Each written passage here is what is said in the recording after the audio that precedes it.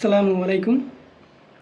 কীভাবে আমরা অনুপাতে হ্রাস আর বৃদ্ধি সম্পর্কিত সমস্যা খুব সহজেই অল্প সময়ে করতে পারবো তা নিয়ে আমরা আজকে জানব।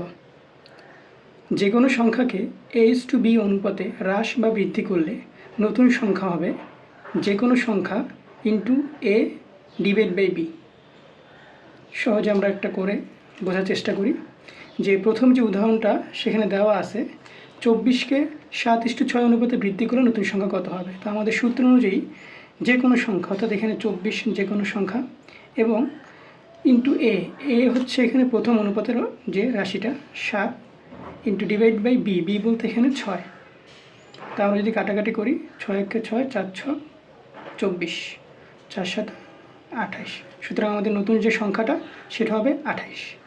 এরপর আমরা আর একটা অঙ্ক দেখার চেষ্টা করি। 56কে 7:8 অনুপাতে হ্রাস করলে নতুন সংখ্যা কত হবে। সেই একই সূত্র আবার আমরা আলোচনা করব যে নতুন সংখ্যাটা হবে যে কোনো সংখ্যা, এই যে 56 যেটা দেওয়া আছে ইন্টু এ বলতে আমরা রাশি অনুপাতের প্রথম যে রাশি সেটা, এবং ডিভাইড বাই বি বলতে দ্বিতীয় যেটা সেটা। তো কাটাকাটি যদি আমরা করি 8 দিয়ে 56কে কাটলে 7 × 56, আর 7 আর 7 যদি আমরা গুণ দিই 7 × 7 = 49। এভাবে আমরা খুব সহজেই যে কোনো একটা সংখ্যা যদি দেওয়া থাকে আর তাদের অনুপাত দেওয়া থাকে এবং হ্রাস বা বৃদ্ধি করলে নতুন সংখ্যা যদি আমাদের বের করতে বলা হয়, তাহলে আমরা এই সূত্রটা ব্যবহার করে খুব সহজেই এটা নির্ণয় করতে পারবো। ধন্যবাদ।